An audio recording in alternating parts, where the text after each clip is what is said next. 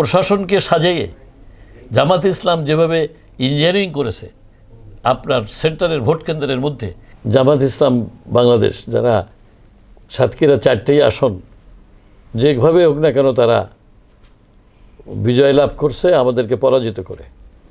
আমি মনে করি এটা ইঞ্জিনিয়ারিংয়ের একটা অংশ। এই হঠাৎ করে নির্বাচনের পূর্বে মুহূর্তে নির্বাচনের আসনগুলো পুনর্বিন্যাস করা, এবং সেই পুনর্বিন্যাস এমনভাবে করা হয়েছে যেটার সাথে কোনো সামঞ্জস্যতা নাই, বাস্তবতার কোনো মিল নাই। আমি এমপি হলাম কালীগঞ্জ দেভাটায়, আমাকে প্রথমে নেওয়া হলো কালীগঞ্জ আংশিক এবং শ্যামনগরে। 18 বছর বেগম খালেদা জিয়া আমাদের নেত্রীর নির্দেশে এবং আমাদের চেয়ারম্যান জনাব তারেক রহমান সাহেবের দুইজনের নির্দেশে আমি সেখানে 18 বছর ধরে আন্দোলন সংগ্রাম এবং জেল জুলুম অত্যাচার অবিচার নির্যাতন নিপীড়ন সহ্য করে মাটি কামড়াই সেখানে মাটি এবং মানুষের সাথে আমি টিকেছিলাম এবং মানুষের মন জয় করেছিলাম। আমার ধারণা ছিল ওই 20টি ইউনিয়নের যে আসন, ওই 8টা কালীগঞ্জ এবং 12টা শ্যামনগরের, এইটাই হবে আমার আসন।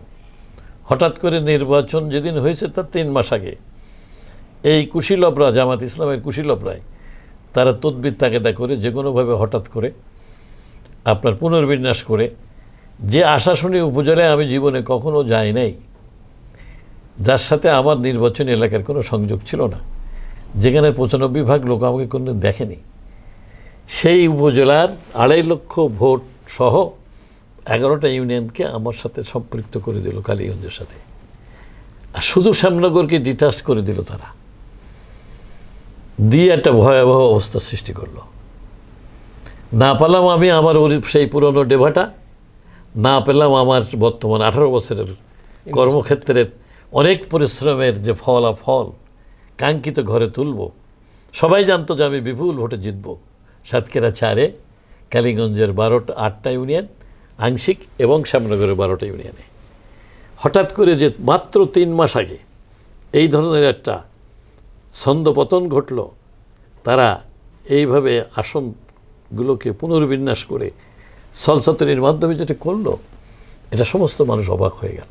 বিভিন্ন সমস্যা যেভাবে সৃষ্টি করার চেষ্টা করতেছিল আন্তর্জাতিকভাবে, দেশীয়ভাবে, যাতে নির্বাচন সঠিকভাবে অনুষ্ঠিত সঠিক সময় না হয়, এই কারণে আমাদের হাইকমান্ডরা এদিকে মনোনিবেশ করতে পারে নাই।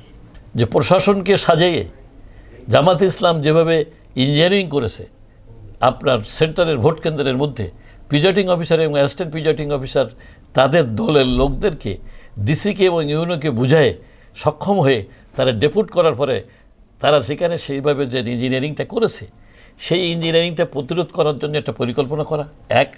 2 নম্বর হলো যে তারা মহিলাদেরকে ওই অঞ্চলের কোস্টাল এলাকার সবচেয়ে অবহেলিত এলাকা বলে, একটা পশ্চাৎপদ জনপদ বলে, তাদেরকে সস্তা বেচতে টিকিটের কথা বলে সমস্ত মহিলা ম্যাক্সিমাম পার্সেন্টেজ ভোটটা যে তারা নিয়ে যে একটা ওই বিএনপিকে ও অতদ্য অঞ্চলের ভিতরে আপনার 25টা আসন খুলনা বেল্টের থেকে নিয়ে গেছে কোস্টাল এলাকা থেকে, এইটাকে কিভাবে প্রতিরোধ করা যায়।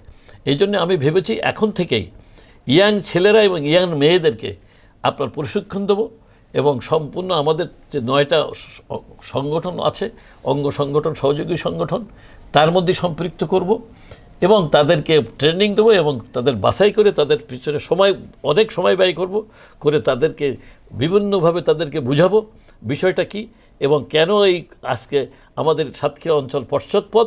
বারবার এরকম 91তেও 5টা আসনে বিএনপি হেরেছিল সাতক্ষীরা, বিএনপি 96-এর 12 জনেও একটা পায় নাই, আপনার 91তেও একটা পায় নাই। শুধু 2001 সালে এসে আমি আর হাবিবুল ইসলাম 2টা সিট পেয়েছিলাম।